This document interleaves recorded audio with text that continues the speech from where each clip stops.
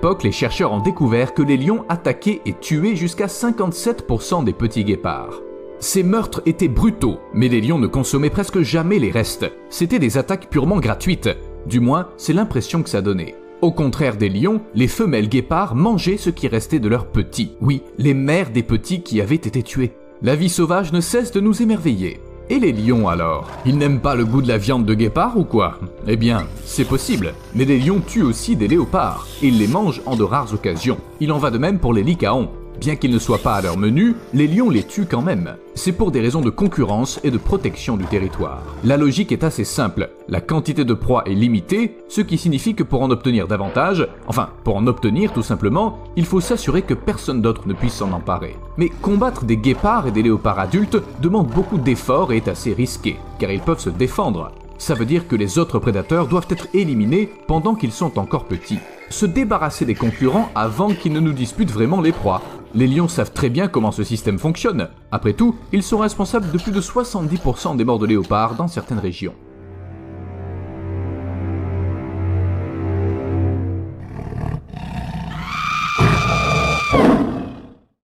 Mais la concurrence est-elle vraiment si forte qu'elle justifie de tuer les petits en si grand nombre? Je sais, c'est la nature sauvage, mais quand même. Bref, j'ai dû faire une petite recherche. Les lions sont des prédateurs de grande taille, et ils préfèrent également les proies de grande taille, pesant de 190 à 550 kg.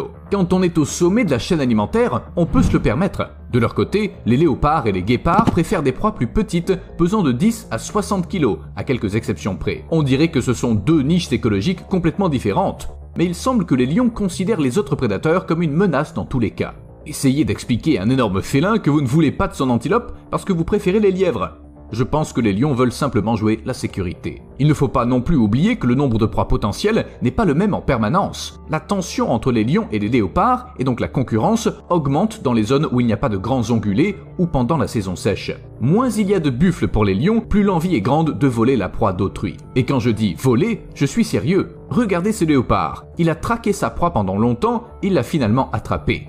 Mais on dirait qu'une lionne s'approche de lui. Une lionne qui ne va certainement pas gaspiller son temps et son énergie à chasser, alors qu'il lui suffit de s'approcher d'un léopard. Celui-ci s'enfuit immédiatement, cédant la proie à un prédateur plus fort. Il m'a fallu 2 jours pour établir un plan, 3 jours passés en embuscade, 1 heure de poursuite.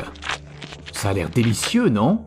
Oh que oui! En fin de compte, les léopards ont dû se tourner vers des proies plus petites qui ne leur procurent pas assez d'énergie. Ils dépensent plus d'énergie qu'ils n'en reçoivent, ce qui n'a aucun sens. Qu'est-ce que vous voulez faire? Et puis je me suis dit, et si les léopards s'étaient mis à grimper aux arbres précisément pour préserver leur proie des lions? C'est pas le meilleur plan qui soit, mais c'est mieux que rien. Et il s'avère que j'avais raison. Steve a étudié plusieurs articles scientifiques, il a découvert que les chercheurs pensent que la capacité des léopards à grimper aux arbres pourrait être une adaptation apparue au cours de l'évolution. Cette adaptation leur permet de coexister avec les lions sur le même territoire, sans mourir de faim. Certes, les lions peuvent aussi grimper aux arbres, mais ils ne le font pas souvent. Pour qu'un lion grimpe à un arbre, il lui faut une puissante motivation. Par exemple, de la nourriture délicieuse. Cette vidéo a été filmée dans le parc national Kruger en Afrique du Sud, et non, vos yeux ne vous jouent pas de tour. Le lion a remarqué un impala dans l'arbre qui, soyons honnêtes, il n'y est certainement pas monté tout seul.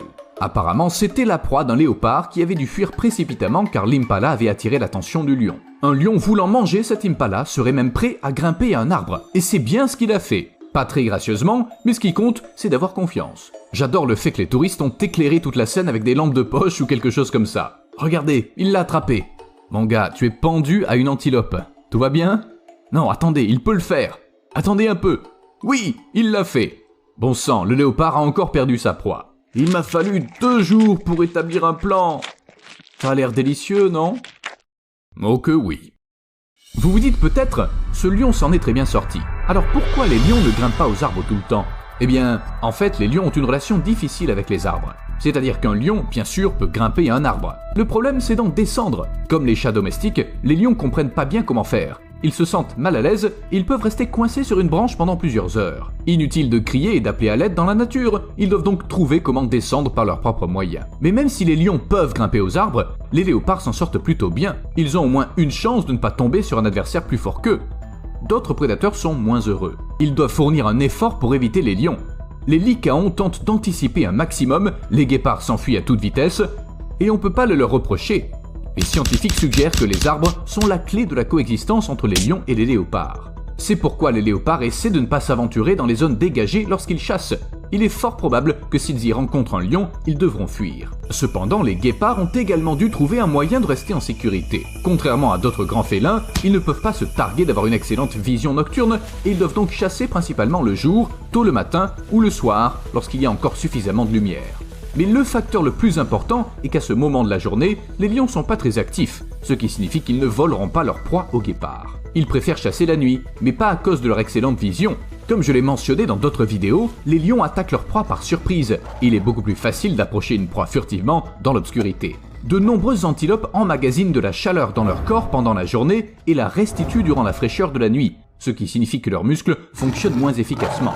Et une antilope qui court lentement est un vrai régal pour un lion. Pas étonnant qu'il préfère chasser la nuit. Mais même